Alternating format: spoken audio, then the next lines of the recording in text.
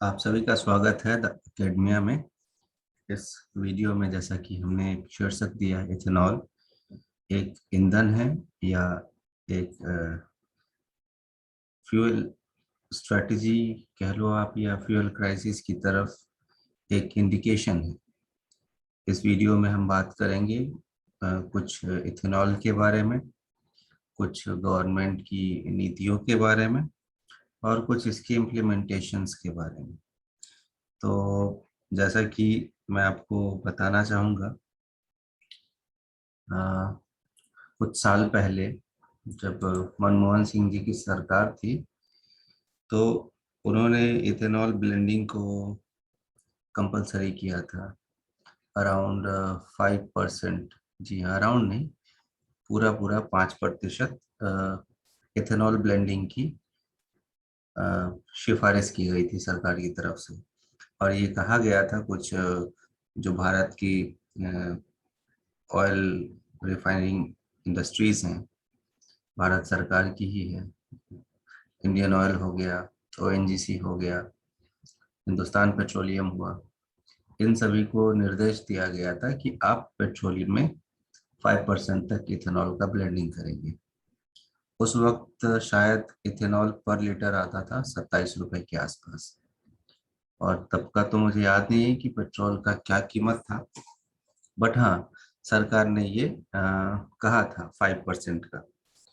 ये बात तब की है। तो फिर इसी से रिलेटेड मैंने एक रिसर्च पेपर पब्लिश किया था काफी साल पहले। इथेनॉल ब्लेंडिंग का तो नहीं किया था, लेकिन हाँ, हमने इथेनॉल बायोमास पे एक थीसिस किया था। इथेनॉल बेसिकली एक बायोमास से बायोमास फ्यूल है। और जब अब बात करते हैं उस वक्त की, 2010 में 27 रुपए पर लीटर इथेनॉल का रेट फिक्स किया गया था। फिक्स करने का रीजन ये था कि सरकार का ये निर्देश था रिफाइनिंग कंपनीज को कि आपको पेट्रोल मार्केट सॉरी इथेनॉल आपको मार्केट रेट पे ही मिलेगा। और इसका रीजन शायद ये रहा होगा, या अभी भी सरकार का यही कहना है कि आप इथेनॉल आप मार्केट रेट से लेंगे। सिंपल सा रीजन ये है कि इस कारण से इथेनॉल की डिमांड बढ़ेगी तो उसका प्रोडक्शन भी होगा, और प्रोडक्शन होगी तो एक डिफरेंट तरीके की प्रोडक्ट और इंडस्ट्री को बढ़ावा मिलेगा। तो ऑब्वियस सी बात है, एम्प्लॉयमेंट वगैरह सब कुछ जो उससे रिलेटेड चीज है क्रोनोलॉजी में, वो बढ़ती जाएगी। अच्छा हुआ तो बहुत अच्छा होगा, बुरा हुआ तो सबके साथ बुरा होगा। ठीक है, ठीक है। तो ये तब की बात थी। और ये cabinet committee on economic affairs जो है 2010 में उन्होंने अनाउंसमेंट किया था। और उन्होंने कुछ नए मार्केट खोले थे शुगर इंडस्ट्रीज का, जो कि इथेनॉल का मेन बाय प्रोडक्ट है। ठीक है, सॉरी, इसका मेन बाय प्रोडक्ट इथेनॉल है। वैसे तो इथेनॉल सिर्फ शुगर केन से ही नहीं बन सकता, वो राइस से भी बनता है, वो व्हीट से भी बनता है, इवन दो उसके स्ट्रॉ से भी बनाए जाते हैं। और बस मुश्किल ये है कि आप कौन सा टेक्नोलॉजी का यूज करते हैं।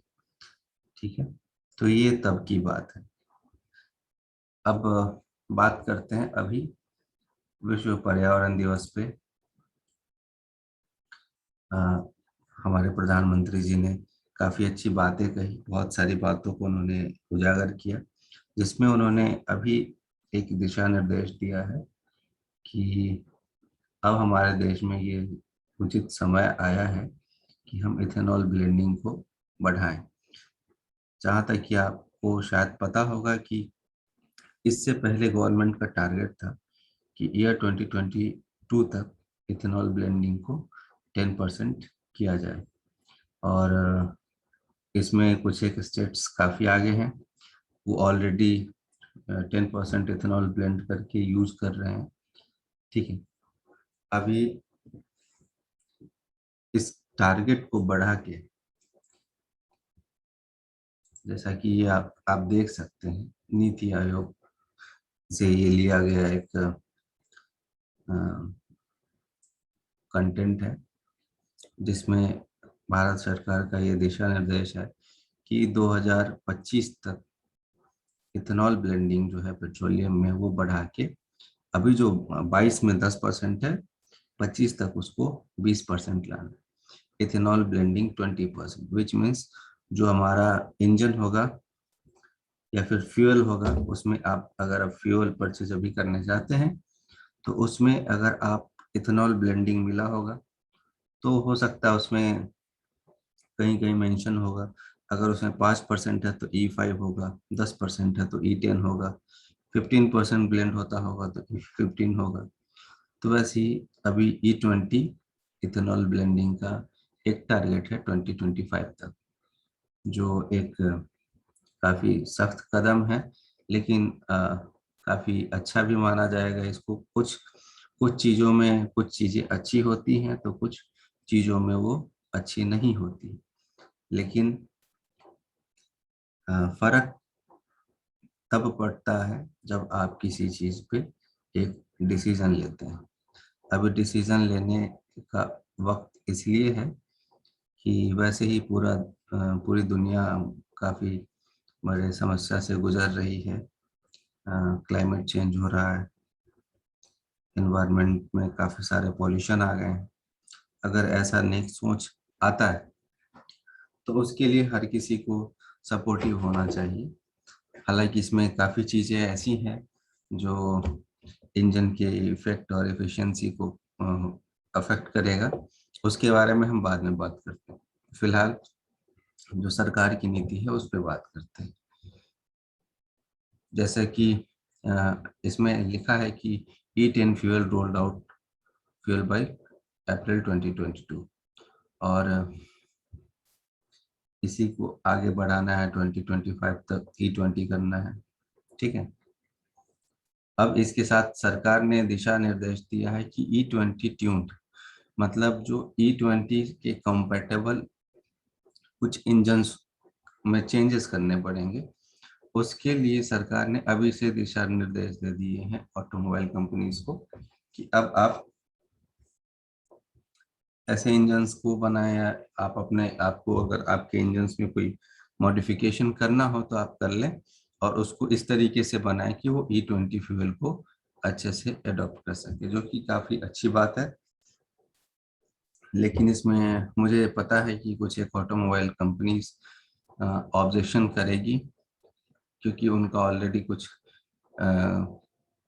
5-6 साल आगे का उनका कुछ ना कुछ ऐसा रहता है प्रोडक्शन का। ठीक है, और वैसे मैं इसमें भी ये डिस्कशन करूंगा कि ऑटोमोबाइल इंडस्ट्रीज में कौन सा ऐसा चीज है जो इथेनॉल के कारण खराब होगी या वो कुछ भी होता है। ठीक है, तो ये आपने अभी ये गवर्नमेंट का करंट स्टेटस है कि इन्होंने टारगेट किया है। ठीक है, अभी हमारे बिहार में क्या इम्पैक्ट है इसका, इसके बारे में भी हम बात करेंगे।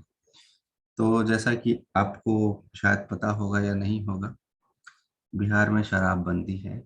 बिहार में शराब का कोई कंजम्पशन नहीं होता है। लेकिन अगर दूसरे तरीके से कहा जाए कि बिहार सरकार जो है वो इथेनॉल प्रोडक्शन पे जोर दे रही है, और बिहार एक मात्र ऐसा राज्य है और पहला राज्य है जो E20 इथेनॉल को प्रमोट कर रहा है, मतलब इथेनॉल ब्लेंडिंग को प्रमोट करने वाला पहला राज्य बन के आया है। और इसकी घोषणा स्वयं बिहार के उद्योग मंत्री श्री शाहनवाज हुसैन ने किया है, और इसके लिए काफ़ी पॉलिसी वगैरह आ चुकी है ऑलरेडी कि इंडस्ट्रियलिस्ट जो भी हैं वो इथेनॉल प्रोडक्शन के लिए आए और बिहार में निवेश करें। इथेनॉल वैसे है तो शराब ही, लेकिन बिहार में शराब पीना मना है लेकिन आप शराब को बना सकते हैं और उसको एज अ फ्यूल यूज कर सकते हैं। ठीक है। और हालांकि शराब जो है इथेनॉल, कभी कभी आपने सुना होगा कि लोग इसको पीने से मर गए हैं।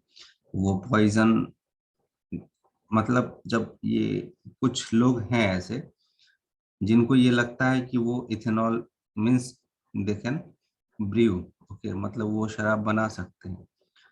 तो बेसिकली वो प्रोसेस में होता है ऐसा है कि वो इथेनॉल के बदले वो मिथेनॉल बन जाता है, और वो मिथेनॉल काफी पॉइजनस होता है और जिसको पी के लोग मर जाते हैं। तो जैसा कि मैं आप अभी आपको बता रहा था कि जैसे हमारे देश में E20 का एक बूम आया है, और जिसके सपोर्ट में बिहार और बिहार के सीएम और बिहार के इंडस्ट्रियल मिनिस्टर, उन्होंने काफ़ी अच्छे अच्छे प्लान्स लाए हैं। अ, और एक पॉलिसी आई है, इथेनॉल प्रमोशन पॉलिसी 2021, जिसमें काफ़ी हद तक सुविधाएं दी जा रही है। जहां तक मैं आपको बताऊं कि कुछ है, जैसे 5 करोड़ तक जो इन्वेस्टमेंट है उसमें 15% सरकार अ, ये छूट दे रही है, आप कह सकते हैं कैपिटल सब्सिडी दे रही है। ये हो गया अगर आप जनरल हैं तो। लेकिन अगर आप SC ST और EBC वगैरह इन सब से आते हैं तो आपका जो ये रिलैक्सेशन है और जो सब्सिडी है वो 15.75 हो जाता है, 15.75% तक होता है। और आपका मैक्सिमम इन्वेस्टमेंट जो है वो 5.25 करोड़ तक जाता है। ठीक है। और जैसा कि मैंने इसमें लिखा है, moral Bihar wants to manufacture alcohol but to use as fuel not as a beverage. Okay, तो ये एक फनी नोट था, इसको इग्नोर ही करें। तो इथेनॉल ब्लेंडिंग से हमारे देश में ऐसा क्या क्रांति हो जाएगा, है ना? कुछ तो होना चाहिए, या तो अच्छा होगा या बुरा होगा, लेकिन कुछ होना चाहिए, लेकिन, है ना? अभी जैसा सिचुएशन और सिनारियो वैसा तो ना रहे एटलीस्ट। तो अगर मैं इसको कंपेयर करूं 2010 से, तो 2010 में इथेनॉल का रेट था 27 रुपये पर लीटर, और इथेनॉल की ब्लेंडिंग थी 5%। ठीक है। 1 लीटर में, 1 लीटर के रेशियो से आप परसेंटेज या वॉल्यूम किसी हिसाब से आप मिला लें। ठीक है। अभी अभी हमारे कंट्री में 50 रुपीज पर लीटर इथेनॉल का रेट है, और क्रूड ऑयल भी कुछ वैसे एक खासा बढ़ा है। बट ये नीति आयोग और सरकार का ये कहना है कि अगर इस रेशियो से, मतलब अभी के करंट एक्सचेंज पे अगर पेट्रोल जो भी है 100% कॉन्सेंट्रेटेड पेट्रोल में अगर 20% इथेनॉल मिला के उसको डाइल्यूट किया जाए, ठीक है, तो गवर्नमेंट जो है 30,000 करोड़ रुपए सालाना बचाएगी। अब ये सालाना अगर 30,000 करोड़ बचाती है सरकार, तो अभी जो पेट्रोल का प्राइस है उस पे ये इतने की बचत होगी, या इसमें कुछ लोगों को राहत या बेनिफिट दे की होगी। क्योंकि इथेनॉल ब्लेंडिंग से काफ़ी सारे जो लोग हैं, जो जिनके पास गाड़ियां हैं, वो ऑलरेडी बहुत सारी चीज़ों को सेक्रीफाइस करने वाले हैं और कॉम्प्रोमाइज़ करने वाले हैं। तो जब वो अपने इक्विपमेंट के साथ कॉम्प्रोमाइज़ और सेक्रीफाइस करने जा रहे हैं, तो उन्हें एटलीस्ट कुछ तो कहीं तो कुछ सहारा मिले। ये एक मेरा मत है। ये इसको आप मान भी सकते हैं, नहीं भी मान सकते, ये एक डिस्कशन का एक पॉइंट हो सकता है। ठीक है। और इथेनॉल की यूज से ऐसा हो सकता है कि जो फॉसल फ्यूल का जो कंजम्पशन है वो घटेगा। ऑब्वियस ही बात है, 1 लीटर कॉन्सेंट्रेटेड पेट्रोल की जगह अब 0.80 लीटर पेट्रोल का यूज होगा, क्योंकि 0.20 तो उसमें इथेनॉल होगा। तो 1 लीटर में हम पॉइंट, मतलब 20% हम इथेनॉल वैसे ही बचा रहे हैं। ठीक है। अब इसके कारण क्या होगा, अब इथेनॉल तो हमारा पूरा बायोमास है ना, और वो बनता भी हमारा शुगर केन से और राइस और व्हीट के स्ट्रॉ से है। ठीक है, तो इससे हमारे एग्रीकल्चरल जो भी क्राइटेरिया है उसमें थोड़ा सा उसमें अच्छा होगा। जो गन्ना किसान है, जो पहले सिर्फ शुगर मिल पे निर्भर रहते थे, अब उनके लिए भी एक दूसरे तरीके का मार्केट ओपन होगा। तो उनके लिए मार्केट में एक अपॉर्चुनिटी आई, और इस अपॉर्चुनिटी से होगा क्या कि जिन्होंने गन्ने की खेती छोड़ी थी वो हो सकता है फिर से वापस आ जाए, या हो सकता है कि कुछ नए लोग इसमें वापस आ जाएं, तो गन्ने का एक प्रोडक्शन बढ़ेगा। ठीक है, तो एक ये बेनिफिट है, और दूसरा ये है कि हमारा ये इथेनॉल है, इसकी सबसे बड़ी खासियत ये है कि अगर इसको 70% वाटर, आप सभी बहुत सारे लोग इस चीज से वाकिफ होंगे कि इथेनॉल जो है वाटर सॉल्युबल है। और एक और इसकी खास बात है कि 70% इथेन वाटर में अगर 30% इथेनॉल मिला दिया जाए और उसमें आग लगाई जाए तो वो आग पकड़ लेता है। इसका मतलब ये नहीं कि ये बहुत अच्छा फ्यूल है, जी नहीं, इसका ये बिल्कुल ही मतलब नहीं है। ठीक है, लेकिन जब ये जलता है तो इसकी सबसे अच्छी बात ये है कि ये हाइड्रोकार्बन या कार्बन मोनोऑक्साइड, ठीक है, या नाइट्रोजन ऑक्साइड, इन सब का एमिशन नहीं करता है। और जिसके कारण से इसको अगर इको फ्रेंडली कहा जाए तो इसमें कोई बुराई नहीं होगी, ये इसका है। ये तो हम अभी की बात करते हैं, लेकिन इथेनॉल क्या आज हमारे प्रचलन में आया है? क्या इथेनॉल का प्रचलन पहले नहीं था शराब के अलावा? तो मैं ये कहना चाहूंगा और बताना चाहूंगा कि इथेनॉल का सबसे बड़ा मार्केट, शराब से भी बड़ा मार्केट, आपका मेडिकल सेक्टर है। जी हाँ, जो फार्मा की कंपनीज हैं वो इथेनॉल का काफ़ी यूज़ करती हैं। एक तो बहुत सारे मेडिसिन को प्रिजर्व करने में और बहुत सारी चीज़ों को बनाने में इथेनॉल का काफ़ी यूज होता है। और जब मैं आपको बता दूं, एक पुराने किस्से को बताता हूँ, 2010 में जब सरकार ने 5% इथेनॉल ब्लेंडिंग को कंपलसरी किया था, उस वक्त काफ़ी फार्मा की कंपनीज ने प्रोटेस्ट किया था और गवर्नमेंट को लेटर्स लिखे थे कि अगर ऐसा हुआ तो फिर उनके लिए इथेनॉल नहीं बचेगा, जो कि तब चिंता की बात थी। अभी 20% है, तो इसके लिए सरकार ने बहुत सारे रोड मैप बनाए होंगे, बहुत सारी चीज़ों पे उन्होंने सोचा होगा, तभी उन्होंने इस टारगेट को सेट किया। ठीक है, अब ये हो गया मोटा मोटी बात। अब बात करते हैं कि इथेनॉल को तो हम ब्लेंड कर रहे हैं।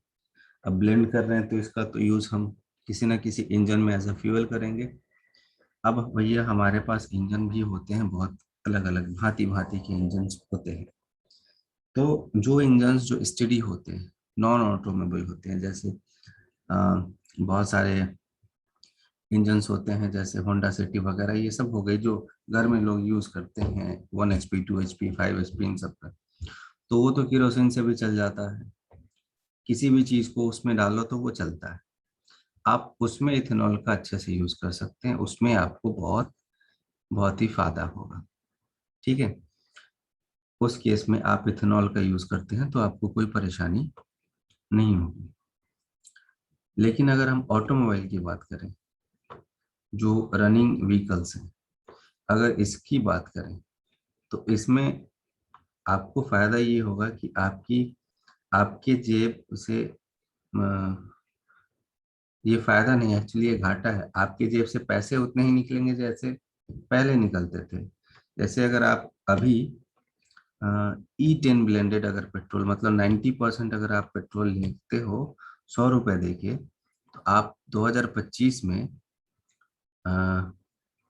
80% पेट्रोल खरीदोगे, अगर मान लो रेट ना घटा ना बढ़ा, तो भी अगर आप 100 रुपए में ही लेते हो तो भी आप 10% तो आप वैसे ही गंवा रहे हो।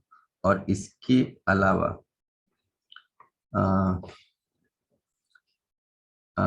इसके अलावा भी बहुत सारी चीजें होंगी, लेकिन अभी हम बेनिफिट की बात कर रहे हैं। तो जब हम किसी भी इंजन में इसका यूज करते हैं इथेनॉल का, तो होता क्या है, इथेनॉल एक ऐसा फ्यूल है जिसका ऑक्टेन नंबर काफी अच्छे, ऑक्टेन नंबर ज्यादा होता है। और ऑक्टेन नंबर ज्यादा होने के साथ साथ ये एक एडिशनल प्रॉपर्टी लेके आता है इथेनॉल में, ठीक है। और ये जब मिक्स होता है पेट्रोल के साथ, तो जो पेट्रोल का जो कंप्रेशन रेशियो है, ठीक है, उसकी उसका जो कंप्रेशन रेशियो उसको ये वैरी कर देता है, और पेट्रोल का कंप्रेशन रेशियो बढ़ता है।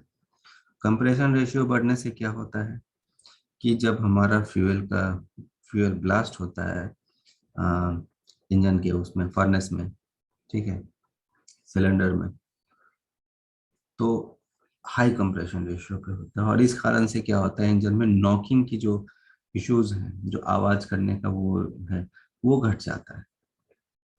ये बेनिफिट हो गया कि आपको थोड़ा, जैसे अगर आप बुलेट चलाने के शौकीन हैं तो हो सकता है आपकी बुलेट की आवाज स्प्लेंडर जैसी हो जाए, है ना। तो ये थोड़ा है कि आपका नॉकिंग वगैरह का कुछ ये है। और इमिशन में ये कोई टॉक्सिक गैसेस वगैरह नहीं छोड़ता है। और ये बेनिफिट में ये भी है कि एक एग्रीकल्चरल इंडस्ट्री को एक नया ऑप्शन देगा। ये सारी चीजें इसकी बेनिफिट्स हो गई। और भी काफी हिडन बेनिफिट्स हैं, हम कमेंट बॉक्स में भी बात करेंगे ना। और डिसएडवांटेज क्या है, तो डिसएडवांटेज में जैसे मैं भी आपको बता रहा था, ये इनडायरेक्ट तरीके से आपकी जेबें खाली होंगी। वैसे ही अभी आप जैसे 100% पेट्रोल पे आप 100 रुपये दे रहे हो, 2022 में आप 90% पेट्रोल के लिए आप 100 रुपये दोगे, 2025 में आप 80% पेट्रोल के लिए आप 100 रुपये दोगे। तो अब क्या है कि अब रेट ना बढ़ा के अब पेट्रोल की क्वालिटी को घटा के, जी हाँ, इथेनॉल को मिलाने से पेट्रोल की क्वालिटी गिरेगी। क्योंकि जब ये इफिशियंसी को, आपके इंजन की इफिशियंसी को घटाएगा। क्योंकि अगर पेट्रोल में 100% की इफिशियंसी है, तो इथेनॉल में के मिलाने से अभी जो करंट में जो इंजन है, उस इंजन में उसकी इफिशियंसी को कॉम्प्रोमाइज करेगा। तभी भारत सरकार ने अभी जो दिशा निर्देश दिया है, जिसमें उन्होंने कहा है ऑटोमोबाइल को, कि कंपनीज को, कि आप E20 कॉम्पेटेबल आप इंजन बनाए, ठीक है। तो क्या चेंजेस करेंगी ऑटोमोबाइल्स कंपनी। इथेनॉल एक ऐसा प्रोडक्ट है जिसके कारण से जो प्लास्टिक की चीज़ें और रबड़ की चीज़ें होती हैं, वो कुछ टाइम के बाद सड़ने लगती हैं। और आपने देखा होगा कि बेसिकली जब एक फ्यूल का सप्लाई होता है किसी भी ऑटोमोबाइल या किसी भी इंजन में, तो वो उसी से होता है, प्लास्टिक से या रबड़ की चीज़ें यूज होती है। तो वो चीज़ें कॉम्प्रोमाइज होती है, वो चीज़ें खराब होती है। ऑटोमोबाइल की कंपनी ज़्यादा से ज़्यादा उसको चेंज करेगा, पहली चीज़। दूसरी चीज़ ये है कि ऑटोमोबाइल कंपनीज को सिलेंडर का और के डिज़ाइन में कुछ चेंजेस लाने पड़ेंगे, और उनको वेरिएबल कंप्रेशन रेशियो बेस्ड उनको इंजन लगाना पड़ेगा। ये मेरा एक सजेशन है, ठीक है, कि ऑटोमोबाइल में वेरिएबल कंप्रेशन रेशियो का एक इंजन लगाना होगा, ठीक है। जो कि स्टडी इंजन्स में तो ठीक है, लेकिन वो ऑटोमोबाइल में वो चीज़ चलने वाली नहीं है, ठीक है। क्योंकि अ, मैं क्या बोल रहा था, मैं अभी इसको देख के मैं थोड़ा सा भूल गया। हाँ, इसमें हमने लिखा है कि हाँ, high amounts of oxygen in ethanol blend fuel cause gasoline to decay faster it if left standing for a long period of time, the decaying the fuel leaves furnace and sludge deposit as a deposited। तो वही चीज हमने लिखा है कि काफी time के बाद वो इन चीजों को सड़ा गला देती है, ठीक है। और मैंने ये भी लिखा है कि ये इफेक्टिव फ्यूल नहीं है। ट्रेडिशनल गैसोलीन के जैसा ये इफेक्टिव फ्यूल नहीं है, ठीक है, और काफ़ी कम इफेक्टिव है। और दूसरा चीज़, अगर हम इथेनॉल प्रोडक्शन की बात करें तो ये कॉस्टली होगा, काफ़ी कॉस्टली होगा फ्यूचर में, क्योंकि अभी इथेनॉल का सबसे बड़ा मार्केट मेडिसिन है, और दूसरे पीने वाले लोग हैं, उनको कंज्यूम करने के लिए चाहिए ही चाहिए, ठीक है। तो इन दो जगह हमारे इथेनॉल का सबसे ज़्यादा कंजम्पशन होता है। अब आ गया तीसरा, पेट्रोल का, ठीक है। तो कहीं ऐसा ना हो कि अगर किसी दिन, हाँ किसी दिन की याद है, ब्राज़ील एक ऐसा देश है जहाँ पे 100% इथेनॉल बेस्ड फ्यूल का यूज होता है, बट वो सब चीज़ों में नहीं करते, वो कुछ चीज़ों में करते हैं। वैसा हमारा देश नहीं हो सकता जहाँ पे वहाँ पे बहुत सारे लोगों के पास अपना अपना चॉइस है, अपने अपने हिसाब से वो अ, करते हैं, चीज़ों को अरेंज कर लेते हैं, लेकिन हमारे देश में नहीं हो सकता। हमारे देश में दो तरीके का पेट्रोल लगता है, एक प्रीमियम और एक सादा। हाँ, तो लोग उसमें भी सादा प्रेफर करते हैं, प्रीमियम पे नहीं जाते। तो फ्यूचर में ये हमारे पास ऑप्शन नहीं आने वाला है, सादा या इथेनॉल ब्लेंडेड। अब हमारे पास इथेनॉल ब्लेंडेड ही आएगा, बिकॉज ये एक स्ट्रैटेजी के हिसाब से ये चीज़ को इम्प्लीमेंट किया गया है, ठीक है, कि अ, कि अब रेट नहीं बढ़ेगा, लेकिन अब हम रेट ना बढ़ा के अब हम पेट्रोल घटा के आपको पेट्रोल देंगे। तो इस तरीके की बातें हैं, ठीक है। और इतना आसान भी नहीं होगा इथेनॉल का प्रोडक्शन, क्योंकि ये बेसिकली इसका जो प्राइमरी प्रोडक्ट है वो है चीनी। या तो चीनी महंगी होगी या चीनी खत्म हो जाएगी, ठीक है।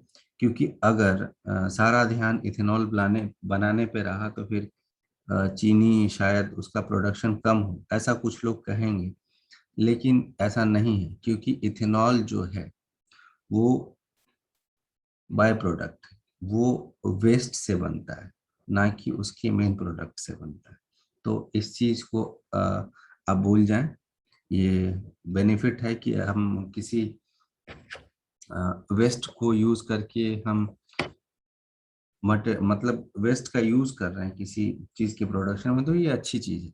लेकिन फिर भी उसके लिए रॉ मटेरियल के लिए हमारे पास गन्ने के लिए काफी ज्यादा जमीन की जरूरत होगी, और अभी आज के टाइम में काफी मुश्किल है, ठीक है। और दूसरी चीज ये है कि कंपैरिजन अगर हम करें, 2010 में 27 था और 2021 में ये 50 है, ठीक है। तो ऑलमोस्ट दो गुना हो गया रेट, ठीक है। तो ये भी एक समस्या है, ठीक है। अब मैं एक और चीज मैं इसमें जोड़ना चाहूंगा कि क्या, कंप्रेशन रेशियो के बारे में। वेरिएबल कंप्रेशन रेशियोज के अगर इंजन्स को अगर हम यूज करते हैं इथेनॉल ब्लेंडिंग के साथ, तो ये कितना इफेक्टिव होगा? तो ये उतना ही इफेक्टिव होगा कि जैसे ये एक शोध का विषय हो सकता है और मजाक का भी, एक साथ दोनों हो सकता है, क्योंकि शोध की रिसर्च की ऑलमोस्ट सारी चीजें लोगों को शुरू शुरू में मजाक ही लगती है, और या फिर लोग मजाक मजाक में बात करके भूल भी जाते हैं।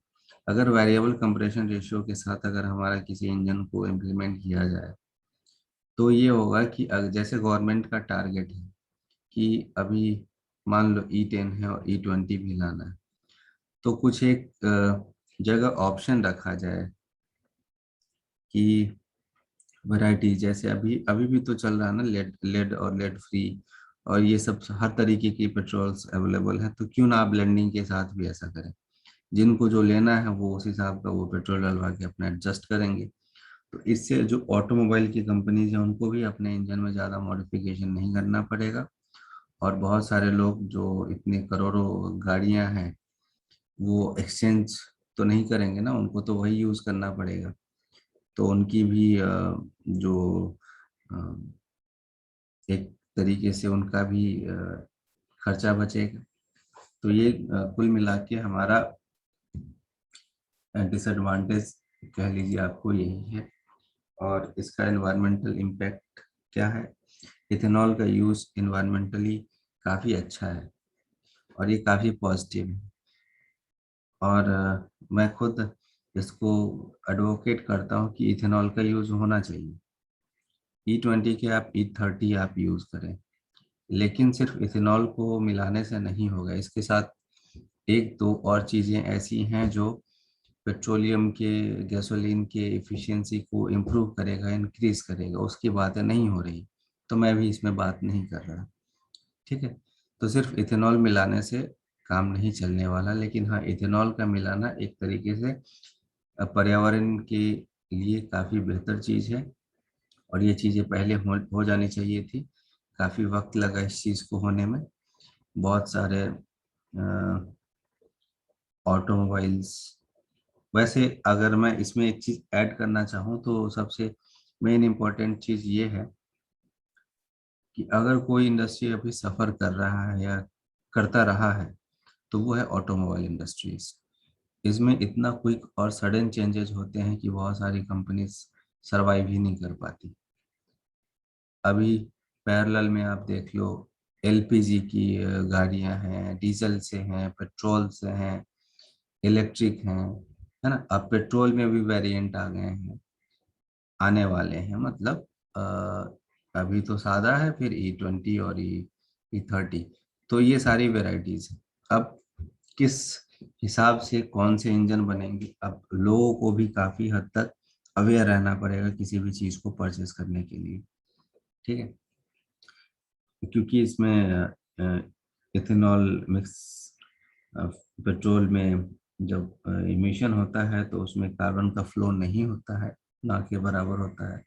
ना ही लेड होता है उसमें, ना ही कार्बन मोनोऑक्साइड होता है, ना ही कोई हाइड्रोकार्बन होते हैं, ना ही कोई नाइट्रस ऑक्साइड होते हैं। तो इस हिसाब से हमारे इन्वायरमेंट के लिए काफ़ी अच्छा है। कोई ग्रीन हाउस गैस का जनरेशन नहीं होता है, लो कार्बन इमिशन है। तो आप इसको इको फ्रेंडली कहें। ठीक है, और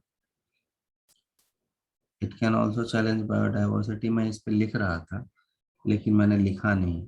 बायोडाइवर्सिटी को वो घिसी पिटी चीज, जो चीजें हो जाती है जिस पर जबरदस्ती में बहस करना है, तो ये वो चीज हो जाती है कि अरे भैया सब जगह गन्ना गन्ना ही उगेगा तो लोग चावल कहाँ खाएंगे, और आटा ये आलू कहाँ उगेगा। तो उस हिसाब से आप कह सकते हैं ये चैलेंजिंग हो सकता है। अभी इंडिया में इतने सारे एग्रीकल्चरल लैंड है कि आपके पास खाने की वैरायटीज की कमी नहीं आने वाली है इस चीज से। तो आप इसके लिए थैंकफुल रहें किसानों का, और जो भी फसल उगाते हैं या जिस भी तरीके से आपके घर में खाना आता है, ठीक है, उसके लिए आप थैंकफुल रहें। तो ये मेरा एक छोटा सा पॉइंट ऑफ व्यू था इथेनॉल पे, और ये पता नहीं कितना सटीक रहा। ये एक तरीके का, इस तरीके का पहला वीडियो मैंने डाला है।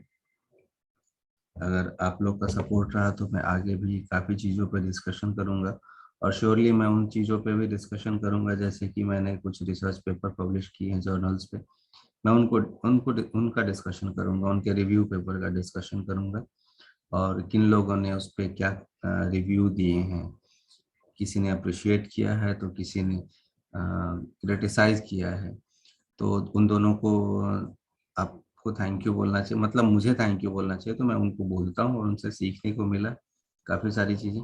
तो मैं उन सब चीज़ों को इसलिए लाऊंगा क्योंकि अभी एम टेक वाले जो हैं उनके थीसिस का कुछ, अगर किसी को कुछ टॉपिक डिस्कस करना हो या किसी तरीके का असिस्टेंट चाहिए, असिस्टेंस चाहिए हो, या उनको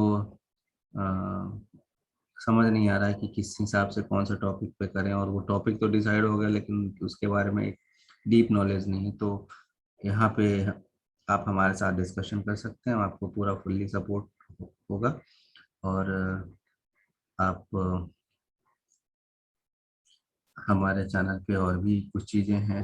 अभी जैसे कुछ टाइम से मैं केटिया के वीडियोस डाल रहा हूँ, कुछ एक टाइम बाद मैं एनसिस के डालूंगा, उसके बाद 3D मैक्स का डालूंगा, फिर ऑटोडेस्क इन्वेंटर है, बहुत सारे ऑनलाइन कैट क्लाउड हैं। तो मैं अभी फिलहाल मैंने एक ही प्लेटफॉर्म का यूज़ किया है, क्योंकि लोग अभी इसमें इंटरेस्ट लें तभी मैं उनको दूसरी चीज़ें बताऊं, ठीक है। और ये बेसिकली एक मेरा इंटरेस्ट है वीडियो को पोस्ट करने का। ऐसा ये आ, किसी भी तरीके के स्टूडेंट को टारगेट करके नहीं रखा गया है, ये एक मेरा इंटरेस्ट है। तो इसमें कोई स्टडी मटेरियल टाइप का चीज़ या फिर आप बहुत सीख जाएंगे, ऐसा कुछ नहीं है। आपको एक मोटा मोटी आपको एक व्यू मिलेगा, बस उसी से रिलेटेड है। और आई होप कि आप ये एंजॉय करें। और कुछ सुझाव हो तो आप प्लीज़ हमें बताएं। Thank you very much. Thank you.